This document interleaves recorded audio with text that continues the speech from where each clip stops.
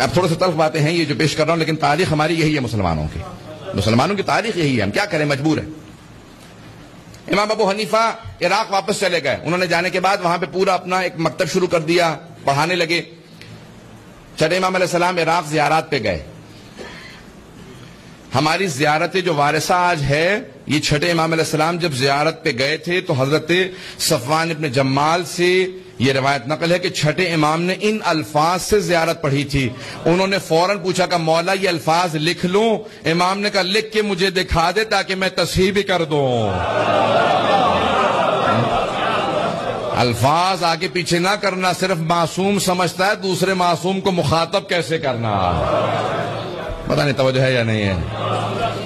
پھر امام نے زیارت عاشورہ لکھوائی، دعائے علقمہ لکھوائی، یہ ساری جناب صفوان جمال سے زیارات ہیں، سب کی توجہ ہو میرے ساتھ۔ حضرت صفوان جمال کہتے ہیں امام آئے، امام نے باقاعدہ زیارات کا بتایا، کون سی زیارت کہاں پہ ہے، کس مقام پہ کس طرح سے بیٹھنا، کہاں پہ کون سی نماز پڑھنی ہے، توجہ ہے۔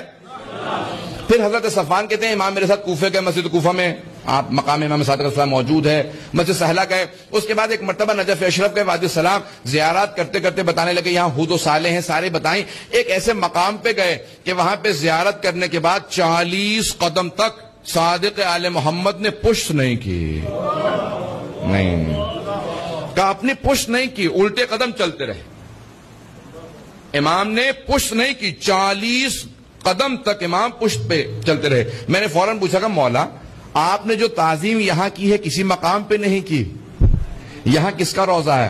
کہا کہ صفوان اعلان نہ کرنا، یہاں ہمارے جد امجد علی ابن ابی طالب کا روضہ ہے۔ کہا مولا اگر اجازت دے تو ایک نشان بنا لوں اپنے لیے تاکہ مجھے یاد رہے، خاص خاص شیعوں کو لے کے آیا کروں گا۔ امام نے کہا اجازت ہے۔ پہلی مرتبہ امیر المؤمنین کے روضہ اطہر کی اگر زیارت کی اجازت ملی تو صادق آل محمد کے زمانے میں ملی ہے، خاص خاصیوں کو۔ پھر 8ویں امام علیہ السلام کے زمانے میں اعلان عام ہوا۔ سب کی توجہ ہے؟ سننا چاہ رہے ہیں سب لوگ؟ وقت گزر گیا، میں نے توجہ نہیں کی، وقت بہت تیزی سے گزر گیا۔ فضلان گرامی، اب امام نے وہاں پہ اعلان کیا، اب امام وہاں پہ بھی جب گئے تو مختلف زیارات کی تعلیم دے رہے ہیں، مختلف علوم کی آبیاری کر رہے ہیں، شاگردوں کی تربیت کر رہے ہیں۔ امام نے فوراً بلایا، کہا ذرا بلاؤ، ذرا میرے جو شیعہ آنا چاہتے ہیں ان کو ملنے کے لیے اجازت دو۔ آنے لگے۔ ایک مرتبہ کسی نے کہا مولا کوئی ابو حنیفہ نامی آدمی دروازے پہ آیا، امام نے کہا ان سے کہو واپس چلا جائے، توجہ کیجئے گا، ان سے کہو واپس چلا جائے۔ میں توہین نہیں کر رہا ہوں، میں تاریخ کو پیش کر رہا ہوں، بڑے احترام سے نام لے رہا ہوں اور میں کوئی بھی کسی کی دل آزاری کا قصد نہیں رکھتا، سب کی توجہ ہو میرے ساتھ۔ امام نے کہا کہ ان سے کہو کہ واپس چلے جائیں۔ اتنے میں جب کہا کہ واپس چلے جائیں تو کچھ اور شیعوں نے پیغام بھیجا، کہا امام سے کہو کہ یہ شیعہ ملنے کے لیے آئے ہیں۔ امام نے کہا کہ ٹھیک ہے، ان کو آنے کی اجازت دے دو، توجہ ہے، انہیں آنے کی اجازت دے دو۔ وہ سارے شیعہ جیسے ہی آئے تو ان میں امام ابو حنیفہ بھی شامل ہو کے داخل ہو کے آ کے بیٹھ گئے سامنے۔ جیسے ہی آ کے بیٹھے تو امام نے ابھی کچھ کلام نہیں کیا تھا کہ ابو حنیفہ نے فوراً امام سے سوالات شروع کر دیے اور کہا کہ یہاں پہ کوفے کے اندر بہت سے لوگ بڑے بڑے صحابہ کی توہین کر جاتے ہیں، اعلان کرتے ہیں، آپ حکم دیں، فتویٰ دیں کہ یہ سب کے سب باز آ جائیں۔ امام نے کہا نہیں، نہ میں حکم دوں گا، نہ فتویٰ دوں گا اور نہ روکوں گا۔ کہا کیوں نہیں روکیں گے آپ؟ امام نے کہا کیونکہ یہ لوگ میری بات کو نہیں سنیں گے، اس لیے میں اپنی بات کو ضائع نہیں کرنا چاہتا۔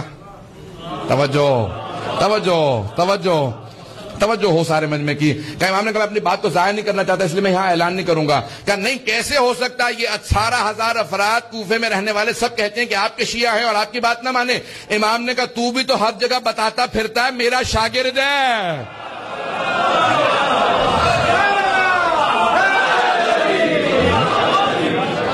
تو ہر جگہ بتاتا پھرتا میرا شاگرد ہے، میرا ماننے والا ہے، کیا تو میری بات کو مانتا ہے؟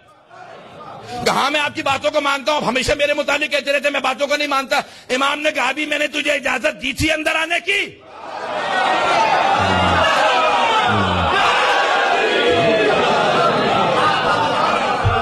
کیا ابھی میں نے اجازت دی تھی؟ کہ نہیں آپ نے اجازت نہیں دی۔ امام نے کہا تو بغیر اجازت کے آیا نا، بغیر اجازت کے تو نے سوال کیا، میں اپنے انداز سے پیش کر رہا ہوں۔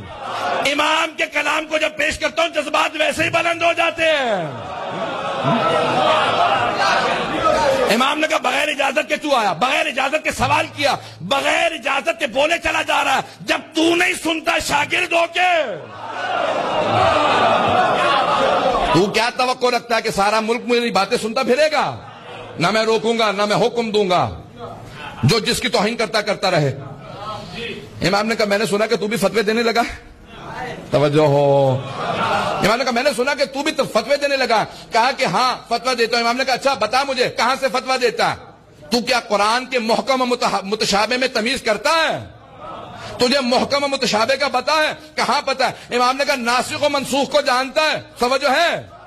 کہ ناسخ و منسوخ کو جانتا ہے؟ کہ جانتا ہوں. امام نے کہا مدنی مکی میں تمیز رکھتا ہے؟ کہ تو کیا شان نزول سے متعلق جانتا ہے؟ تعویل و تفسیر میں فرق کرتا ہے؟ اس نے کہا سب جانتا ہوں. امام نے کہا اچھا میں سوال کرتا ہوں جواب دے, وقت نہیں ہے کہ تفصیل میں جا سکوں. امام نے ایک مرتبہ سوال کیا, اس نے کہا ایک اور سوال کر لیجیے, یہ والا جواب میرے ذہن میں نہیں ہے. بہت لمبا مناظرہ کئی صفحات کا, اگر پیش کروں تو آدھا گھنٹہ لگے گا اور وقت نہیں ہے. آخری صرف سوالات پیش کر دوں گا, وقت نہیں ہے. اس کو پڑھیں, پورا مولا کا مناظرہ تفصیل سے پڑھیں تاکہ واضح ہو امام کا مکتب کیا.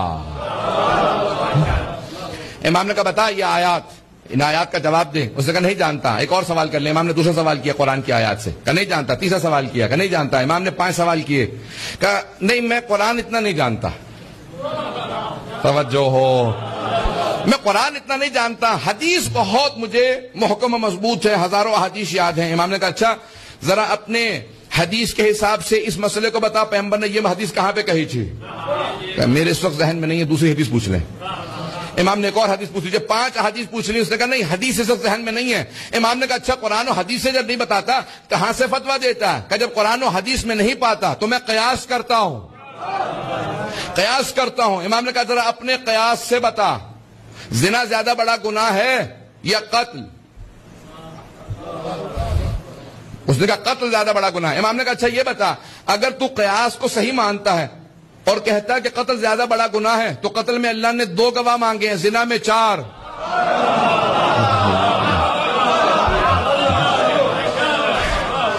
اگر قیاس صحیح ہے, تو کہتا ہے قیاس کے حساب سے جواب دیتا ہے, تو ذرا قیاس کے حساب سے بتا. ابھی تو نے کہا ہے کہ قتل زیادہ بڑا گناہ ہے, وہاں 2 گواہ, زنا میں 4, کیوں؟ کا ذہن میں نہیں ہے, ایک اور سوال کر لیں.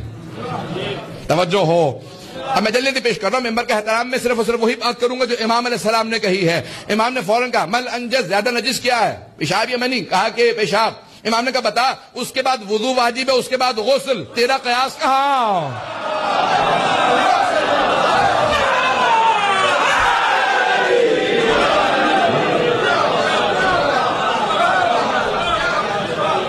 امام نے قیاس سے متعلق کتنے سوالات کیے. امام نے کہا بتا اپنے قیاس کے حساب سے, قرآن و سنت کو نہ دیکھنا, قیاس کے حساب سے ذرا بتا نماز افضل ہے یا روزہ؟ اس نے کہا نماز افضل ہے, اس میں کوئی دو رائے نہیں ہے. امام نے کہا اپنے قیاس کے حساب سے بتا, خاص ایام میں مستورات کی نمازیں ساقط, روزے کی پھر بھی قضا واجب.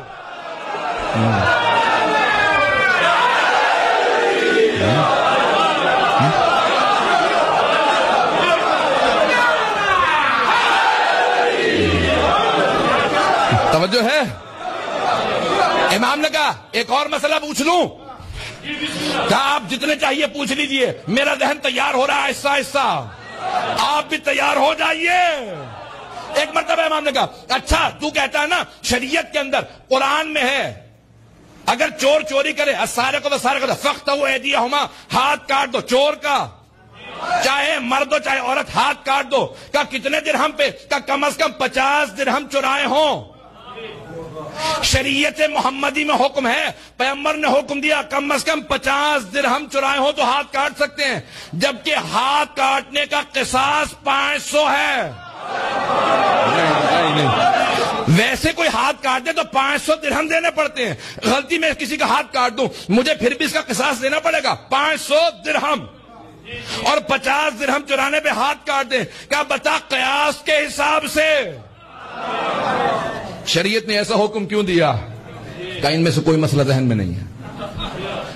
امام نے کہا سن, میں کبھی تجھ سے سوال نہ کرتا, اگر تو خود حماقت نہ کرتا میری بارگاہ میں آنے کے. تو چھپا پھرتا رہتا, جہاں مرضی فتوے دیتا رہتا, میں خاموش رہتا. جب تو آیا میری بارگاہ میں تو نے جسارت کی سوال کیا, میں نے اس لیے سوالات کیے تاکہ سب پہ واضح کر دوں جعفر ابن محمد اور ابو حنیفہ شیر و شکر نہیں تھے, مسلک الگ الگ تھے, مشرب الگ الگ تھے.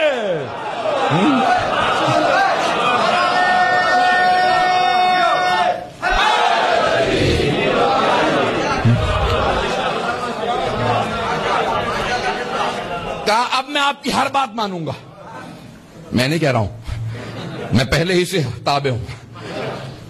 اس نے کہا میں آپ کی ہر بات مانوں گا، آپ جو کہیں گے میں آپ کی بات مانوں گا. امام نے کہا تو جھوٹ کہتا ہے، تو نہیں مانے گا. توجہ سے سنیے گا.